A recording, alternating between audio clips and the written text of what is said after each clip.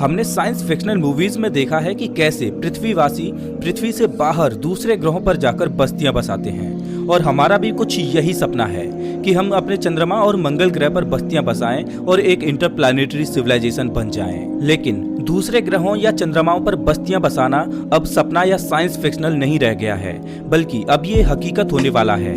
NASA के Artemis programme से इस नए दौर की शुरुआत होगी और जब इस नए एरा की नींव रखी जाएगी हम सब इसके साक्षी होंगे।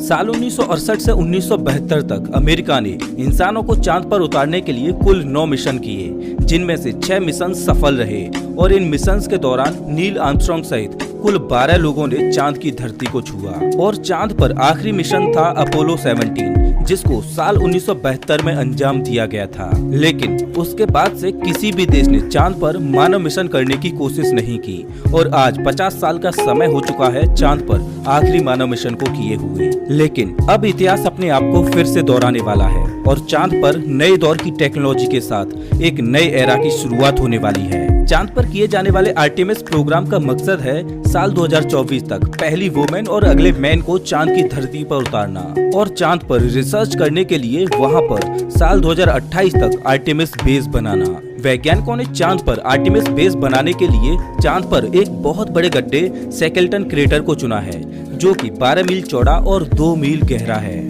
सोचकर देखिए कि मानव निर्मित एक बहुत बड़ा लूनर बेस इस गड्ढे के अंदर काले अंधेरे में होगा। लेकिन आखिर चांद पर लूनर बेस बनाने की क्या जरूरत पड़ेगी और इसका आगे आने वाले स्पेस मिशंस के लिए क्या इस्तेमाल होगा? चांद पर गोल्ड, प्लेटिनम और अन्य रेयर अर्थ मेटल्स का खजाना है। लेकिन किसी भी बाहरी कॉस्मिक बॉडी पर जो सबसे बड़ा खजाना होता है वो है पानी। अगर पानी को हाइड्रोजन और ऑक्सीजन में स्प्लिट करके सेपरेट किया जाए और हाइड्रोजन और ऑक्सीजन को लिक्विड में कन्वर्ट किया जाए तो ये बन जाता है एक रॉकेट फ्यूल, जो कि स्पेस मिशन के लिए बहुत ही कारगर साबित होगा। पृथ्वी से लॉन्च किए गए किसी भी स्पेस क्राफ्ट को चांद पर जाकर फिर से रिफिल किया जा सकेगा। वैज्ञानिक मानते हैं कि सैकेल्टन क्रेटर की गहराई में पानी बर्फ के रूप में दफन है।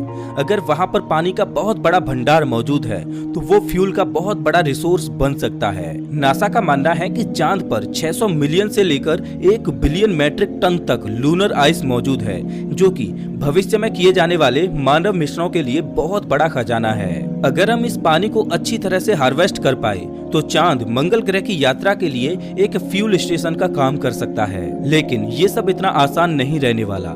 चांद पर लूनर बेस बनाने के लिए बहुत सी चुनौतियों का सामना करना पड़ेगा। आर्टेमिस प्रोग्राम के 4 मेन कंपोनेंट्स हैं। पहला है स्पेस लॉन्च सिस्टम रॉकेट यानी SLR, जो कि अभी तक का सबसे पावरफुल रॉकेट होगा जो स्पेसक्राफ्ट को पृथ्वी से बाहर तक लॉन्च करेगा। दूसरा कंपोनेंट होगा ओराइन स्पेसक्राफ्ट, जो कि एस्ट्रोनॉट्स को चांद तक ले जाएगा। तीसरा कंपोनेंट होगा लूनर गेटवे।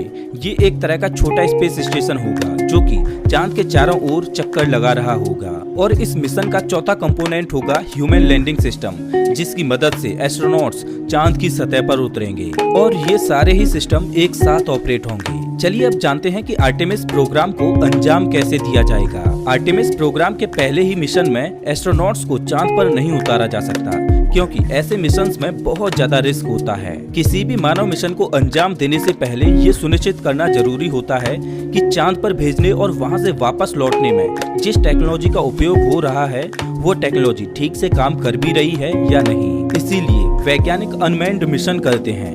जब उनमें सफलता मिल जाती है तब जाके इंसानों को भेजने का रिस्क लिया जाता है और उनमें उन्हीं रॉकेट्स और टेक्नोलॉजी का इस्तेमाल किया जाता है जो अनमैन्ड मिशन को अंजाम दे चुकी होती हैं। ऐसा ही वैज्ञानिकों ने चांद पर इंसानों को उतारने के लिए अपोलो प्रोग्राम में किया था। अपोलो 4, 5 और 6 इन 3 अनमैन्ड मिशन को सबसे पहले अंजाम दिया गया था। उसके बाद अपोलो 7, 8, 9 और 10 मिशन को अंजाम दिया गया, जिसमें एस्ट्रोनॉट्स तो थे लेकिन उनमें चांद पर उतरने के लिए लैंडर मौजूद नहीं था। मतलब इन मिशंस में एस्ट्रोनॉट्स को चांद पर उतरने के लिए नहीं भेजा था, बल्कि उन्हें केवल सभी सिस्टम्स को टेस्ट करने के लिए भेजा गया था। अपोलो 7, 8, 9 और 10 मिशंस में एस्ट्रोनॉट्स चांद पर गए तो थे, लेकिन वो चांद के ऑर्बिट में घूमकर फिर से वापस आ गए। जब वैज्ञानिकों ने ये सुनिश्चित कर लिया कि अब वो इंसानों को चांद पर उतारने में सक्षम हैं, तब जाके अपोलो 11 को लॉन्च किया गया और इंसान इंसानों को चांद की धरती पर पहली बार उतारा गया। ठीक उसी तरह से आर्टेमिस प्रोग्राम को भी अंजाम दिया जाएगा।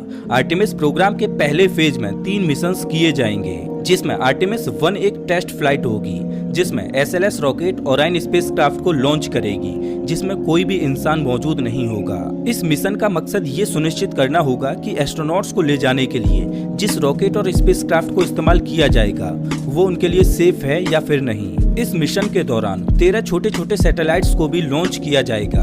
आर्टेमिस 1 के बाद आर्टेमिस 2 को लॉन्च किया जाएगा, जिसमें एस्ट्रोनॉट्स को भेजा जाएगा। इस मिशन का मकसद होगा कि ओराइन स्पेसक्राफ्ट का लाइफ सपोर्ट सिस्टम भविष्य में होने वाले मून मिशंस के लिए लंबे समय तक सस्टेन करेगा या नहीं। इस मिशन में 4 एस्ट्रोनॉट्स को लूनर ऑर्बिट में भेजा जाएगा और ये एस्ट्रोनॉट्स वहां पर चांद की परिक्रमा करते हुए 4 दिन बिताएंगे। उसके बाद फिर से वे घर वापस लौट आएंगे और उसके बाद आर्टेमिस 3 को लॉन्च किया जाएगा, जिसमें पहली बार एक वुमेन चांद की धरती को छुएगी और 50 साल के एक लंबे इंतजार के बाद फिर से चांद पर इंसान पहुंचेंगे। आर्टेमिस 3 को 2024 में लॉन्च किया जाना है